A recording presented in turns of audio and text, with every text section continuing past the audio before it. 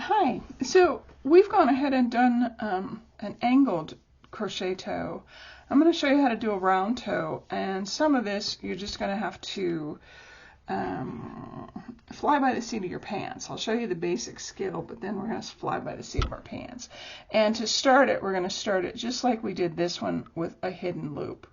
And I wrap my yarn, this is just for tension as I crochet, but then as I bring it back, I bring it around my thumb, and then I'm going to wrap it around two of my fingers, and then I will pull and make my first slip stitch. It's considered a slip stitch. So then I'm going to hold these two yarns together as I crochet around them, and I'm going to do 7. 1, 2, 3,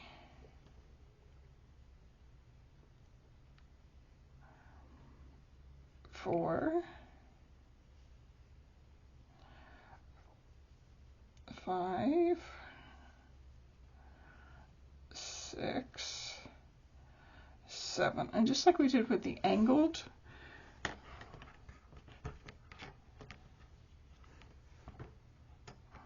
this loose tail, and I want to make sure that doesn't flip on itself. I'll pull this out here. This isn't necessary, but it makes it a little bit easier for you to see. Okay, so I have it. I'm going to pull it straight, and I'm just going to pull this tail until it kind of closes up on itself. I don't want it too tight, because what I want to do, if you close it too tight, it just flips on itself.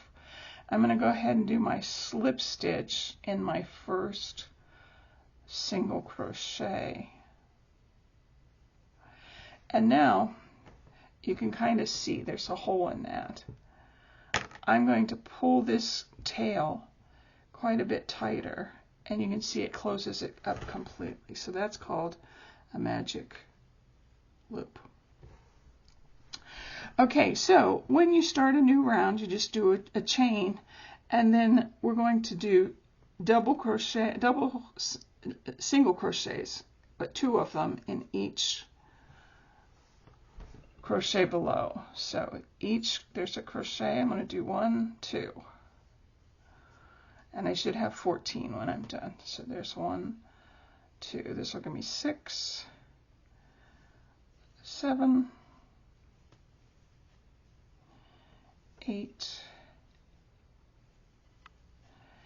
and remember, I'm using worsted, so I can't show you exactly how to get to your but I can give you the particulars.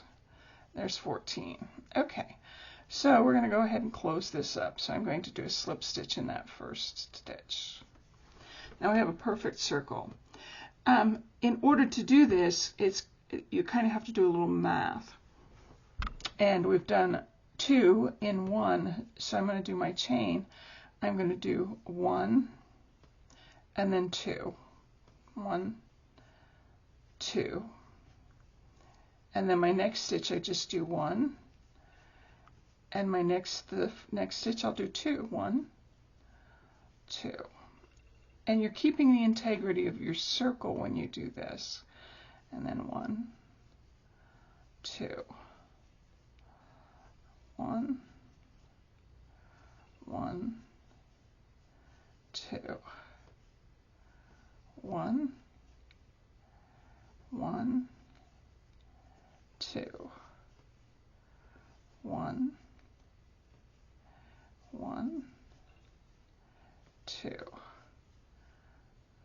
1, 1, the whole way around. Now the next one you're going to do 2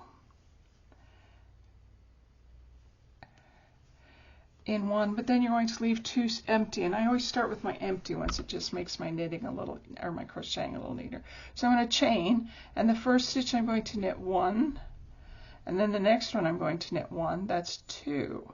So now we're going to do doubles. 1, 2. So this is a 2 to 1. So we're going to do 2 singles, 1, 2, and then we're going to do doubles. 1, 2. And you can keep going like this for quite a while. and so the next row would be 4. So you'll have to keep trying your foot on to see when you're ready to stop. And again, I was doing sock yarn with this one. I have 54 stitches around. You might have to do until you have 54 stitches around here. And then once you start knitting, just knitting, not putting double crochet or 2 single crochets in one, then it'll start to form, and so it will be more rounded like this. So go ahead and play with that. Have a good time with it. Enjoy crochet socks. They're just as much fun as knitting. They are a little more bulky than knit socks, but if you like them and you don't like to knit, you like to crochet, these work perfectly. Okay, I hope you've enjoyed this. I'll catch you again on the flip side. Thanks. Bye-bye.